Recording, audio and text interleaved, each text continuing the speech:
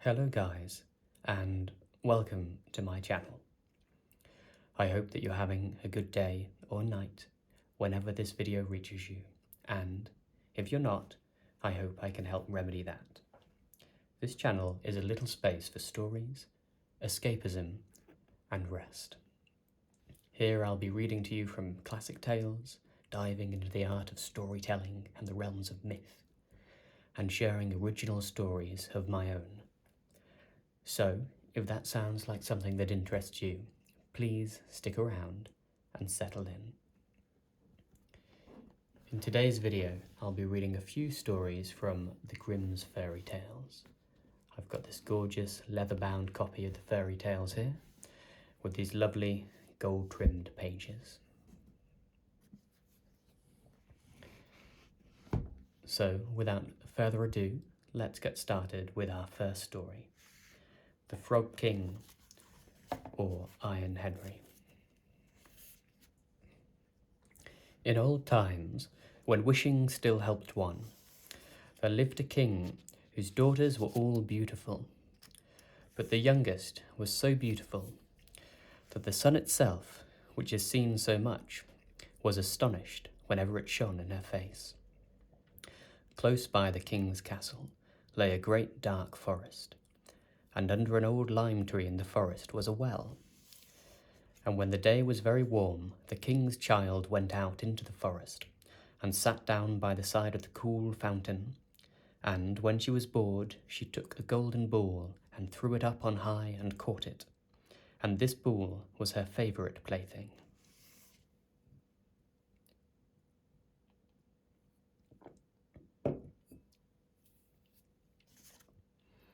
Now, it so happened that on one occasion the princess's golden ball did not fall into the little hand which she was holding up for it, but onto the ground beyond, and rolled straight into the water. The king's daughter followed it with her eyes, but it vanished, and the well was deep, so deep that the bottom could not be seen. At this she began to cry, and cried louder and louder, and could not be comforted.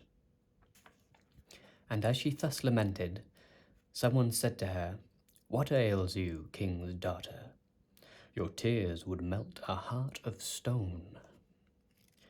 She looked round to the side from where the voice came, and saw a frog stretching forth its thick, ugly head from the water. "Ah, old water splasher, is it you?" said she. "I am weeping for my golden ball, which has fallen into the well." "Be quiet and do not weep," answered the frog. "I can help you, but what will you give me if I bring your plaything up again?" "Whatever you will have, dear frog," said she, "my clothes, my pearls and jewels, and even the golden crown which I am wearing." The frog answered, "I do not care for your clothes, your pearls and jewels, or your golden crown, but if you will love me and let me be your companion and playmate, and sit by you at your little table, and eat off your little golden plate, and drink out of your little cup, and sleep in your little bed, if you will promise me this, I will go down below and bring you your golden ball up again." "Oh yes," said she, "I promise you all you wish, if you will but bring me my ball back again." She, however, thought, "How the silly frog does talk. He lives in the water with the other frogs, and croaks, and can be no companion to any human being." But the frog, when he had received this promise, put his head into the water and sank down, and in a short while came swimming up again with the ball in his mouth, and threw it on the grass. The king's daughter was delighted to see her pretty plaything once more, and picked it up and ran away with it. "Wait, wait," said the frog. "Take me with you. I can't run as you can." But what did it avail him to scream his croak, croak after her as loudly as he could? She did not listen to it, but ran home and soon forgot the poor frog, who was forced to go back into his well again. When she had seated herself at table with the king and all the courtiers, and was eating from her little golden plate, something came creeping, splish, splash, up the marble staircase. and when it had got to the top, it knocked on the door and cried, "Princess, youngest princess, open the door for me." She ran to see who was outside, but when she opened the door, there sat the frog in front of it. Then she slammed the door in great haste, sat down to dinner again, and was quite frightened. She ran to see who was outside, but when she opened the door, there sat the frog in front of it. Then she slammed the door in great haste, sat down to dinner again, and was quite frightened. The king saw plainly that her heart was beating violently, and said, "My child, what are you so afraid of?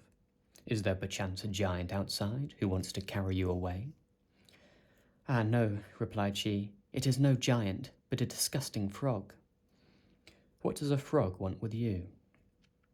"Ah, dear father, yesterday, as I was in the forest sitting by the well, playing, my golden ball fell into the water, and because I cried so, the frog brought it out again for me, and because he so insisted, I promised him he should be my companion.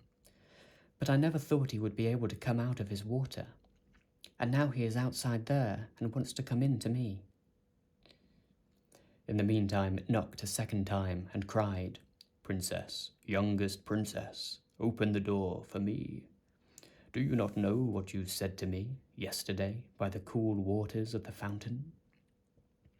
Princess, youngest princess, open the door for me."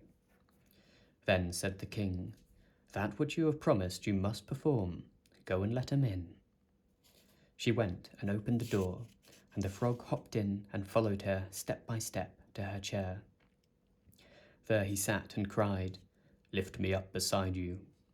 She delayed, until at last the king commanded her to do it. When the frog was once on the chair, he wanted to be on the table, and when he was on the table, he said, "Now, push your little golden plate nearer to me, that we may eat together." She did this, but it was easy to see that she did not do it willingly. The frog enjoyed what he ate, but almost every mouthful she took choked her. At length he said, "I have eaten and am satisfied. Now I am tired. Carry me into your little room and make your little silken bed ready, and we will both lie down and go to sleep." The king's daughter began to cry, for she was afraid of the cold frog, which she did not like to touch, and which was now to sleep in her pretty, clean little bed.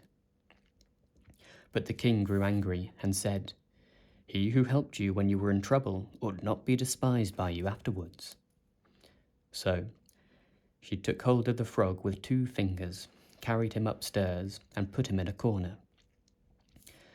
But when she was in bed, he crept to her and said, "I am tired. I want to sleep as well as you. Lift me up, or I will tell your father." Then she was terribly angry, and took him up and threw him with all her might against the wall. "Now you will be quiet, odious frog," said she. But when he fell down, he was no frog, but a king's son with beautiful kind eyes. And it came to pass that, with her father's consent, he became her dear companion and husband. He told her how he had been bewitched by a wicked witch, and how no one could have delivered him from the well but herself, and that tomorrow they would go together into his kingdom. Then they went to sleep, and next morning, when the sun awoke them, a carriage came driving up with 8 white horses, which had white ostrich feathers on their heads, and were harnessed with golden chains. And behind stood the young king's servant, Faithful Henry. Faithful Henry had been so unhappy when his master was changed into a frog, that he had caused 3 iron bands to be laid round his heart, lest it should burst with grief and sadness. The carriage was to conduct the young king into his kingdom. Faithful Henry helped them both in, and placed himself behind again, and was full of joy because of this deliverance. And when they had driven a part of the way, the king's son heard a cracking behind him, as if something had broken. So he turned round and cried, "Henry, the carriage is breaking." "No, master, it is not the carriage. It is a band from my heart, which was put there in my great pain when you were a frog, and imprisoned in that well." Again, and once again, While they were on their way, something cracked, and each time the king's son thought the carriage was breaking. But it was only the bands which were springing from the heart of faithful Henry, because his master was set free and was happy. Our second story of today's video is Cat and Mouse in Partnership. A certain cat had made the acquaintance of a mouse, and had said so much to her about the great love and friendship she felt for her, that at length the mouse agreed that they should live and keep house together. "But we must make provision for the winter, or else we shall suffer from hunger," said the cat. "And you, little mouse, cannot venture everywhere, or you will be caught in a trap some day." The good advice was followed, and a pot of fat was bought, but they did not know where to put it. At length, after much consideration, the cat said, "I know no place where it will be better stored up than in the church, for no one dares take anything away from there. We will set it beneath the altar and not touch it until we are really in need of it." So the pot was placed in safety, but it was not long before the cat had a great yearning for it, and said to the mouse, "I want to tell you something, little mouse. My cousin has brought a little son into the world, and has asked me to be godmother. He is white with brown spots, and I am to hold him over the font at the christening. Let me go out today, and you look after the house by yourself." "Yes, yes," answered the mouse, "by all means go, and if you get anything very good, think of me. I should like a drop of sweet red christening wine too." All this, however, was untrue. The cat had no cousin, and had not been asked to be godmother. She went straight to the church, stole the pot of fat, began to lick at it, and licked the top of the fat off. Then she took a walk upon the roofs of the town, looked out for opportunities, and then stretched herself in the sun, and licked her lips whenever she thought of the pot of fat. And not until it was evening did she return home. "Well, here you are again," said the mouse. "No doubt you have had a merry day." "All went off well," answered the cat. "What name did they give the child?" "Top off," said the cat quite coolly. "Top off?" cried the mouse. "That is a very odd and uncommon name. Is it a usual one in your family?" "What does it matter?" said the cat. "It is no worse than Crumb Stealer, as your godchildren are called." Before long, the cat was seized by another fit of longing. She said to the mouse, "You must do me a favour, and once more manage the house for a day alone. I am again asked to be godmother, and, as the child has a white ring around its neck, I cannot refuse." The good mouse consented, but the cat crept behind the town walls to the church, and devoured half the pot of fat. "Nothing ever seems so good as what one keeps to oneself," said she, and was quite satisfied with her day's work. When she went home, the mouse inquired, "And what was this child christened?" "Half Done," answered the cat. "Half Done? What are you saying? I never heard that name in my life. I'll wager anything it's not in the calendar of saints." The cat's mouth soon began to water for some more licking. "All good things go in threes," said she. "I am asked to stand godmother again. The child is quite black, only it has white paws, but with that exception it has not a single white hair on its whole body.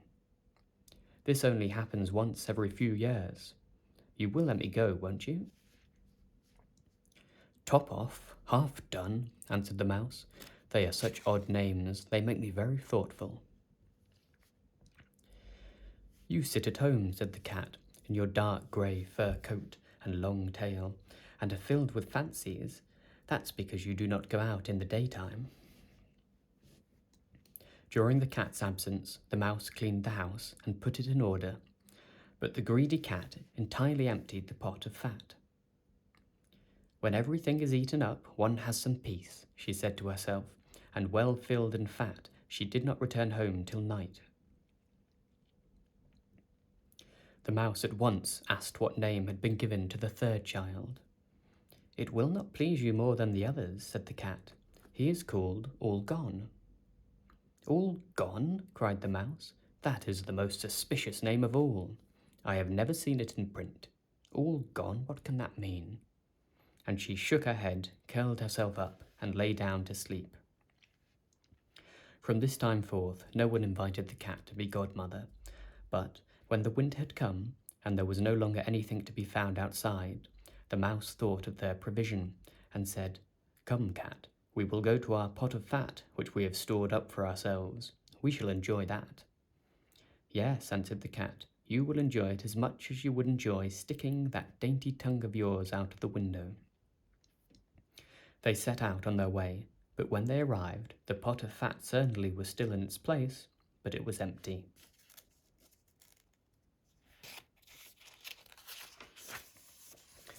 "Alas," said the mouse, "now I see what has happened. Now it comes to light.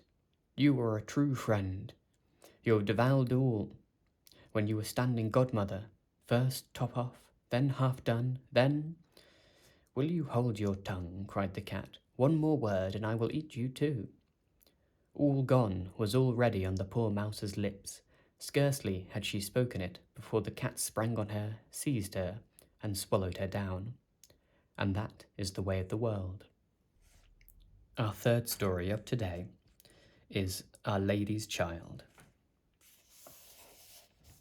Near a great forest dwelt a woodcutter with his wife, who had an only child, a little girl, 3 years old.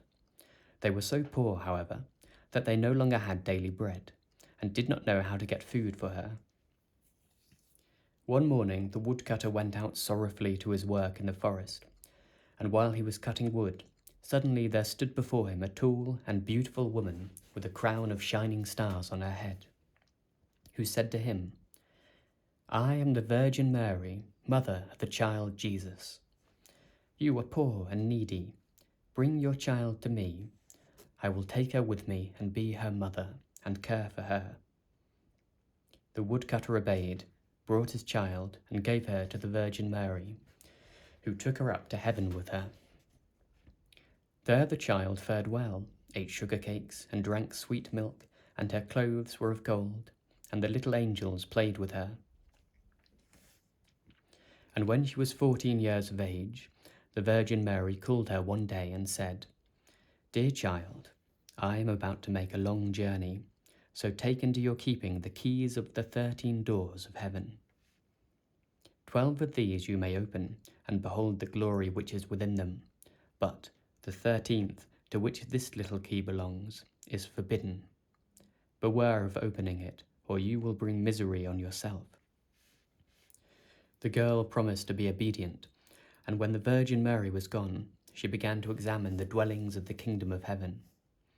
Each day she opened one of them until she had made the round of the 12. In each of them sat one of the apostles, in the midst of a great light, and she rejoiced in all the magnificence and splendor, and the little angels who always accompanied her rejoiced with her. Then the forbidden door alone remained, and she felt a great desire to know what could be hidden behind it, and said to the angels, "I will not quite open it, and I will not go inside it, but I will unlock it so that we can just see a little through the opening." "Oh no," said the little angels, "that would be a sin. The Virgin Mary has forbidden it, and it might easily cause you unhappiness." Then she was silent, but the desire in her heart was not stilled, but gnawed there and tormented her, and let her have no rest. And once, when the angels had all gone out, she thought, "Now I am quite alone, and I could peep in. If I do it, no one will ever know." She sought out the key, and when she had got it in her hand, she put it in the lock. And when she had put it in, she turned round as well. Then the door sprang open, and she saw there the Trinity sitting in fire and splendor. She stayed there a while and looked at everything in amazement. Then she touched the light a little with her finger, and her finger became quite golden. Immediately a great fear fell on her. She shut the door violently and ran away. Her terror too would not quit her, let her do what she might, and her heart beat continually and would not be still. The gold stayed too on her finger, and would not go away, no matter how much she rubbed it and washed it. It was not long before the Virgin Mary came back from her journey. She called the girl before her and asked to have the keys of heaven back. When the maiden gave her the bunch, the Virgin looked into her eyes and said, "Have you not opened the 13th door also?" "No," she replied. Then she laid her hand on the girl's heart and felt how it beat and saw right well that she had disobeyed her order and had opened the door. Then she said once again, "Are you certain that you have not done it?" "Yes," said the girl for the second time. Then she perceived the finger, which had become golden from touching the fire of heaven, and saw well that the child had sinned, and said for the third time, "Have you not done it?" "No," said the girl for the third time. Then said the Virgin Mary, "You have not obeyed me, and besides that you have lied. You are no longer worthy to be in heaven." Then the girl fell into a deep sleep, and when she awoke she lay on the earth below, and in the midst of a wilderness. She wanted to cry out, but she could bring forth no sound. She sprang up and wanted to run away, but wherever she turned herself, she was continually held back by thick hedges of thorns, through which she could not break. In the desert in which she was imprisoned, there stood an old hollow tree, and this had to be her dwelling place. Into this she crept when night came, and here she slept. Here too she found a shelter from storm and rain, but it was a miserable life, and bitterly did she weep when she remembered how happy she had been in heaven, and how the angels had played with her. Roots and wild berries were her only food, and for these she searched as far as she could go. In the autumn she picked up the fallen nuts and leaves, and carried them into the hole. The nuts were her food in winter, and when snow and ice came, she crept amongst the leaves like a poor little animal, that she might not freeze. Before long her clothes were all torn, and one bit of them after another fell off her. As soon, however, as the sun shone warm again, she went out and sat in front of the tree, and her long hair covered her on all sides like a mantle. Thus she sat year after year, and felt the pain and the misery of the world.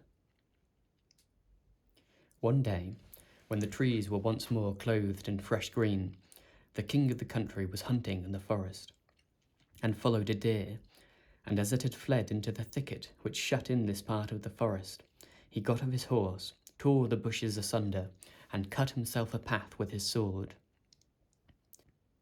When he had at last forced his way through, he saw a wonderfully beautiful maiden sitting under the tree, and she sat there and was entirely covered with her golden hair down to her very feet. He stood still and looked at her full of surprise.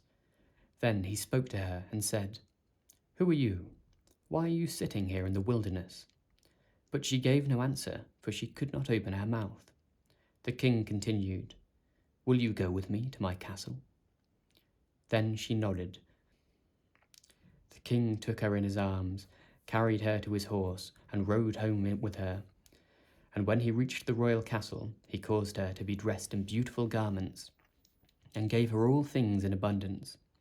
Although she could not speak, she was still so beautiful and charming that he began to love her with all his heart, and it was not long before he married her. After a year or so had passed, the queen brought a son into the world. Thereupon the Virgin Mary appeared to her in the night, when she lay in her bed alone, and said, "If you will tell the truth and confess that you did unlock the forbidden door, I will open your mouth and give you back your speech. But if you persevere in your sin and deny obstinately, I will take your newborn child away with me." Then the queen was permitted to answer, but she remained hard and said, "No, I did not open the forbidden door." And the Virgin Mary took the newborn child from her arms and vanished with it. Next morning, when the child was not to be found, it was whispered among the people that the queen was a man-eater and had killed her own child. She heard all this and could say nothing to the contrary. But the king would not believe it, for he loved her so much. When a year had gone by, the queen again bore a son, and in the night the Virgin Mary again came to her and said, "If you will confess that you opened the forbidden door, I will give you your child back and untie your tongue. But if you continue in sin and deny it, I will take away with me this new child also." Then the queen again said, "No, I did not open the forbidden door." And the Virgin took the child out of her arms and away with her to heaven. Next morning, when this child also had disappeared, the people declared quite loudly that the queen had devoured it, and the king's councillors demanded that she be brought to justice. The king, however, loved her so dearly that he would not believe it, and commanded the councillors under pain of death not to say any more about it. The following year, the queen gave birth to a beautiful little daughter, and for the third time, the Virgin Mary appeared to her in the night and said, "Follow me." She took the queen by the hand and led her to heaven and showed her there her two eldest children, who smiled at her and were playing with the ball of the world. When the queen rejoiced at this, the Virgin Mary said, "Is your heart not yet softened? If you will own that you opened the forbidden door, I will give you back your two little sons." But for the third time the queen answered, "No, I did not open the forbidden door." Then the Virgin let her sink down to earth once more, and took from her likewise her third child. Next morning, when the loss was reported abroad, all the people cried loudly, "The queen is a man-eater, she must be judged." And the king was no longer able to restrain his councillors. Thereupon a trial was held, and as she could not answer and defend herself, she was condemned to be burned alive. The wood was got together, and when she was fast bound to the stake, and the fire began to burn round about her, the hard ice of pride melted her. Her heart was moved by repentance, and she thought, "If I could but confess before my death that I opened the door." Then her voice came back to her, and she cried out loudly, "Yes, Mary, I did it." And straightway rain fell from the sky, and extinguished the flames of fire, and a light broke forth above her, and the Virgin Mary descended with the two little sons by her side, and the newborn daughter in her arms. She spoke kindly to her, and said, "He who repents his sin and acknowledges it is forgiven." Then she gave her the 3 children, untied her tongue, and granted her happiness for her whole life. I hope that you guys have enjoyed tonight's stories. If you did, I would very much appreciate giving this video a like, leaving a comment, and subscribing to my channel.